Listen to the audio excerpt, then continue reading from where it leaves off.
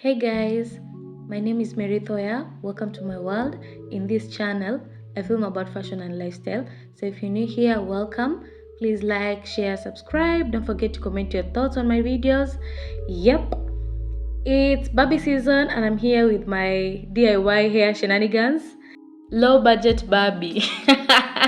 So today I'm doing a tutorial on how to do stick-ons. I've been doing this for some time now. I think it's economical, it's easy to follow, using readily available products. You'll need a nail cutter, a nail file, the stick-ons, either colored or not, your choice, then a nail glue, and a lotion.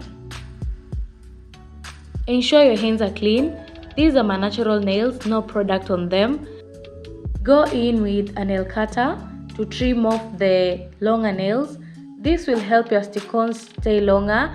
Also, it helps your stick-ons to remain clean. I'm sure you've seen instances where someone has their natural nail growing immediately beneath the stick-on. This doesn't look nice and it traps a lot of dirt.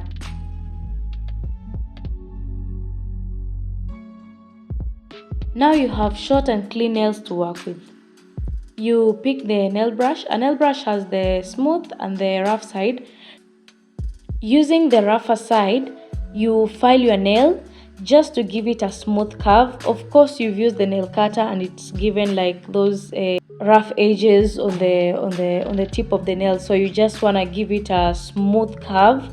And of course, your nails will grow. So you don't want again to have like shapeless nails after removing your stick-ons. You do that for all the fingers.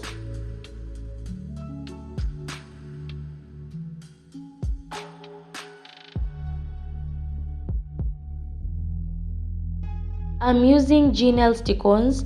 These ones you can find from any beauty shop in Kenya at 50 bob only, you guys. It's economical. 50 bob only. We get into the process of allocating a stick-on for every finger. In case you have never noticed, stick-ons usually have numbers at the tips. Those numbers are helpful because as you choose a nail for a particular finger, you can predict the nail that you'll use for the other hand. You see, like in this case, I'm using this particular nail on this hand. I can already tell the kind of nail I'll use on my other hand because they'll have the same numbers. You see, it saves time. With time, you can even master your size so that every time you buy a stick-on, you already know the size you'll use. It saves you a lot of time, you know.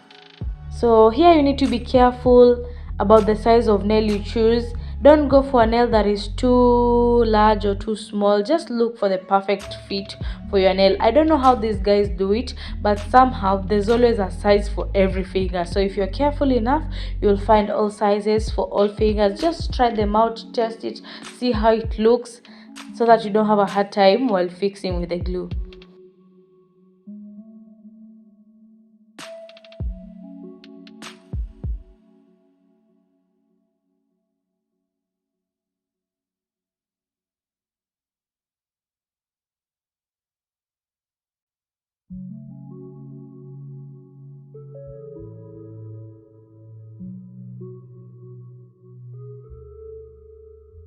Here is the arrangement for every hand, the right and left hand.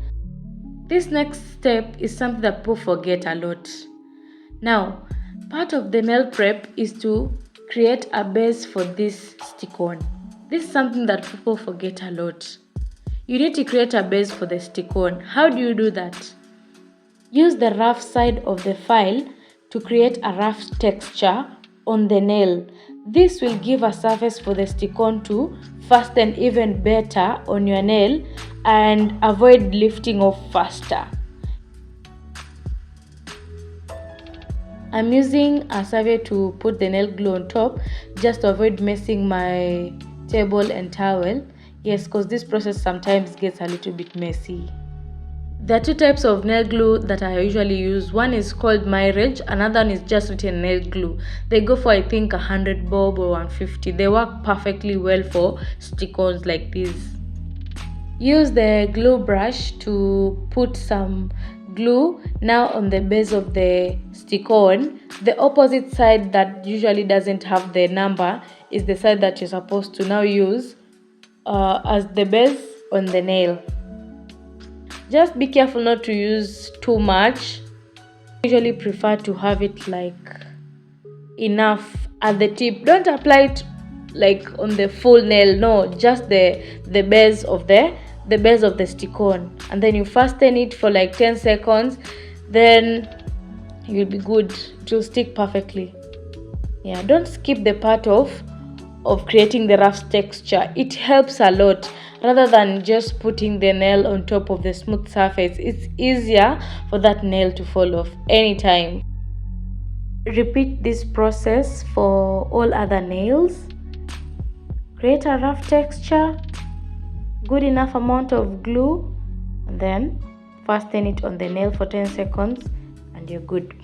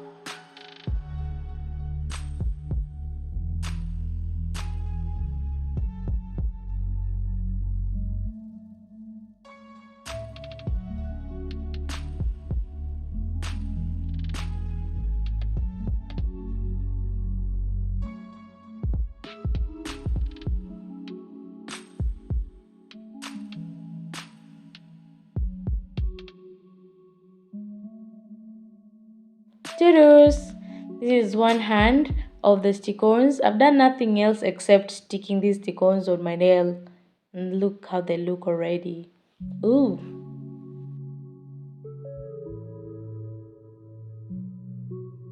So now I'm doing my other hand. Let me tell you, it's not easy. I don't know, somehow it's harder for me to do like now my other hand, like my left hand. In this case, this is the left hand. It's not usually easy. I was almost getting tired now because it's even harder to do this while like focusing on the camera and all that. Normally it takes me like an hour to complete everything, but here, hey, I took more than that. So let's hype up ourselves and continue Babble or budget and continue. I finally finished with both hands. So now as you can see, these are the stick-ons. I've done nothing to these stick-ons except sticking them onto my hands, closing up this glue. I told you it gets messy, you guys, but here I'm happy I'm done with the glue. There you go, guys. How does that look? Some people would choose to end this process here, and yeah, that is determined by, of course, your comfort and all that, but for me, I find this uncomfortable to work with. I even did a little test with a laptop. It's harder to like type, so for me this is not palatable. I prefer to go in with the French nail, so that's what we're gonna do using the nail cutter and the file. I'll just trim the tip off to a size that I know I can manage, and then yeah, that's the size I've chosen. Yeah, just to get in the nail cutter to ensure I'm getting a flat surface. Then on the rougher side of the file, and now start filing the surface to a leveled size. Yeah, so it's giving, guys, it's giving French nail tip. So that's exactly what I'm trying to achieve right now. I'm using the soft side. I'm just going in to leverage everything. Yeah, that's it. So I'm doing that for all the nails. That's what I'm achieving so far. I find this comfortable. I think this is what I wanted, and I find it beautiful and nice. Yeah, so I did that for both my hands. How do you see that, guys? How do you like it?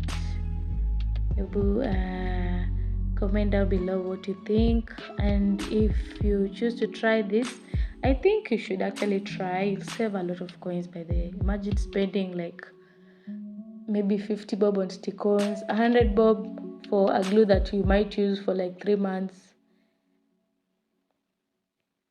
and a nail file going for, I don't know, 50 bob, and you'll use it like for a whole 6 months.